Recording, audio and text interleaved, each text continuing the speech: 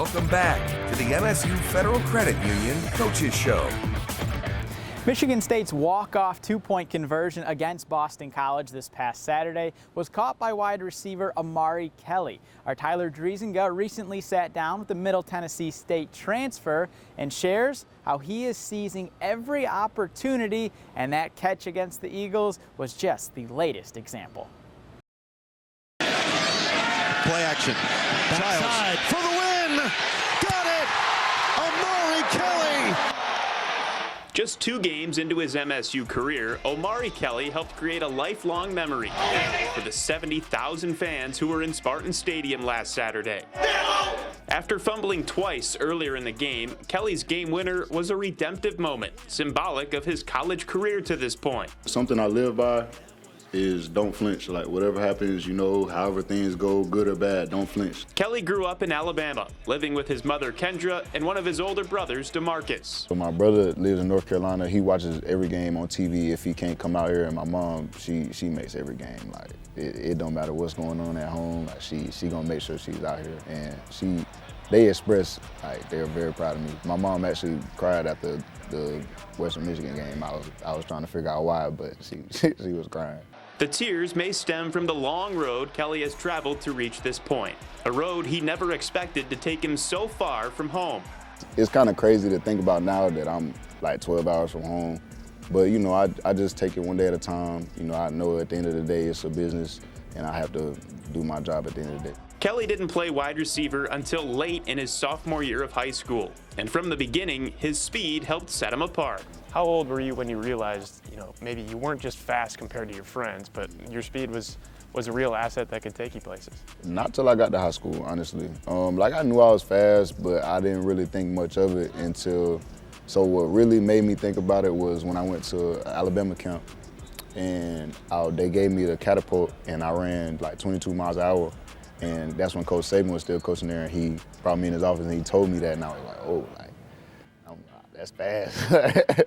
But speed is just a starting point for a good wide receiver, and Kelly points to one high school assistant coach who really prepared him to play the position at the next level. I can really say that my senior year in high school, my coach, Gene Cherizal, was probably the most impactful coach that I had, and he, kind of helped develop me as a receiver.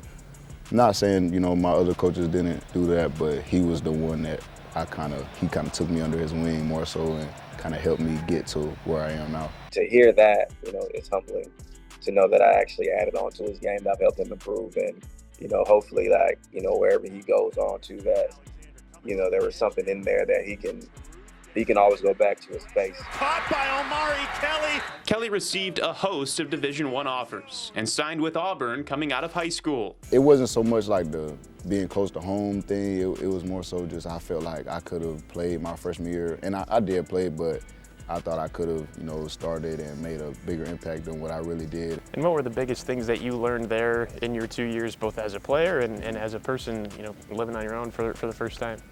Take advantage of every opportunity you get, big or small. I feel like you just have to capitalize on every opportunity you get, because it could be an opportunity that you don't even know that you really need, and if you just kind of, halfway do it, it might lead to something else that not really what you were looking for. The role Kelly envisioned for himself at Auburn never fully materialized, and he entered the transfer portal after his sophomore season.